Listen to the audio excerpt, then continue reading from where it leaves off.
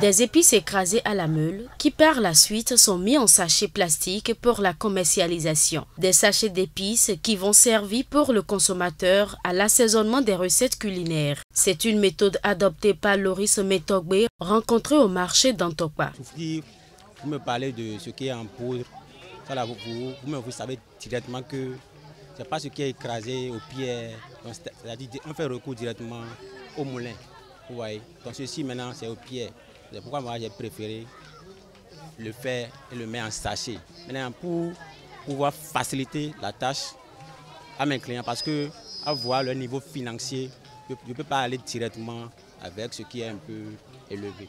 C'est ce qui m'a amené à attacher ça petitement en sachet. Ils sont beaucoup plus intéressés plus que les autres produits. Sur les lieux, des consommateurs qui s'empressent pour l'achat. Et ceci en raison de l'accessibilité du coût et aussi pour plusieurs autres raisons, ont fait savoir ceux qui ont accepté de nous répondre.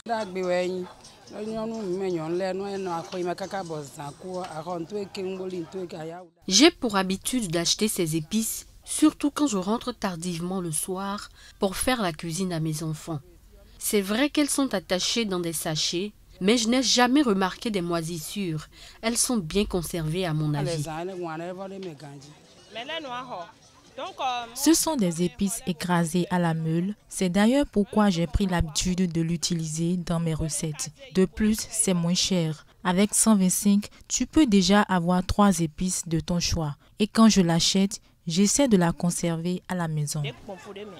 Ces épices sont emballées dans des sachets plastiques. Cette matière réputée toxique et qui expose à des risques de maladies. Selon Rebecca Sagboran, nutritionniste diététiste, il serait bénéfique de les emballer dans des contenants plus appropriés, autres que les sachets plastiques. Ces épices sont souvent conservées dans des sachets, donc des matières plastiques, et souvent exposées sur des étalages. Et ces étalages-là ne sont souvent pas à l'abri du soleil. Les particules des matières plastiques pourront s'ingérer facilement dans les aliments. Donc, on peut exposer l'organisme à intoxication des particules de matière plastique. Souvent, ils ne vendent pas tout. Il y en a qui les gardent pendant même près d'une semaine. Et quand vous regardez, vous voyez déjà que la couleur de ces épices change déjà. Comment arrive-t-il à les conserver? Nous lui avons posé la question.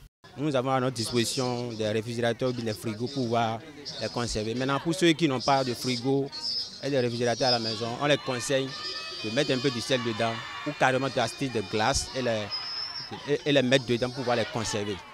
Mais cette méthode, selon la nutritionniste, n'est pas appropriée. Pour elle, recongeler un produit décongelé peut être source d'intoxication alimentaire. Si elle conservait vraiment au réfrigérateur, c'est qu'il y a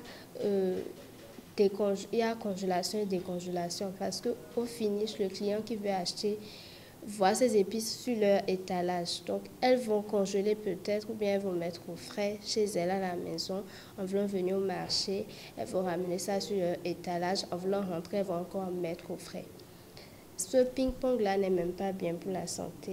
Quand vous rompez la chaîne de froid, c'est bien de terminer avec cet aliment-là au lieu de retourner encore au frigo. Et faire des quantités raisonnables ou bien le faire même sur commande.